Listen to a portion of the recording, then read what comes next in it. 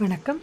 இந்த வீடியோவில் நம்ம டேஸ்டியான தக்காளி குருமா எப்படி செய்கிறதுங்கிறத பார்க்கலாம். இது தக்காளி குருமா இல்லைனாக்கா தக்காளி குழம்பு எப்படி வேணாலும் சொல்லலாம்.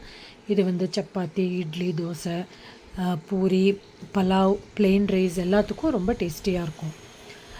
ஒரு கடாயில் ஒரு டீஸ்பூன் அளவுக்கு எண்ணெயை விட்டுட்டோம். அதில் பட்டை, கிராம்பு, கடலைப்பருப்பு ஒரு டீஸ்பூன், 1/2 டீஸ்பூன் பெப்பர், 2 டீஸ்பூன் அளவுக்கு கசகசா, கொஞ்சம் பெருஞ்சீரகம், கொஞ்சம் சாதா ஜீரகம் போட்டுட்டோம்.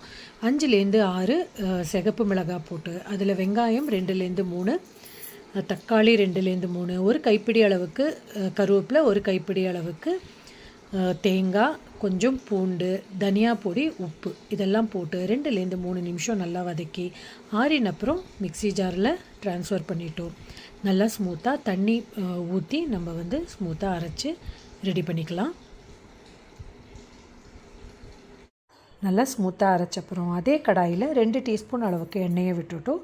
1 டீஸ்பூன் பெருஞ்சீரகமும் போட்டு கொஞ்சமாக சாப் பண்ணின வெங்காயம் போட்டு கொஞ்சம் கருவேப்பிலையும் ஆட் பண்ணி அந்த வெங்காயத்துக்கான கொஞ்சமாக உப்பையும் போட்டு வதக்கின அப்புறம் அரைச்சி வச்ச விழுதை நல்லா ஒரு 2லேருந்து 3 டம்ளர் அளவுக்கு தண்ணி, நம்மளுக்கு கன்சிஸ்டன்சி எப்படி வேணுமோ அந்த அளவுக்கு தண்ணியை விட்டு 2 நிமிஷம் கொதிக்க வச்சாக்க எக்ஸலண்ட்டான ஒரு குருமா ரெடி ஆகிடும். இது வந்து எல்லாத்துக்குமே தொட்டுன்னு சாப்பிட்றதுக்கு, பிளெயின் ரைஸுக்கு கூட நம்ம வந்து பிசைஞ்சுன்னு சாப்பிடலாம்.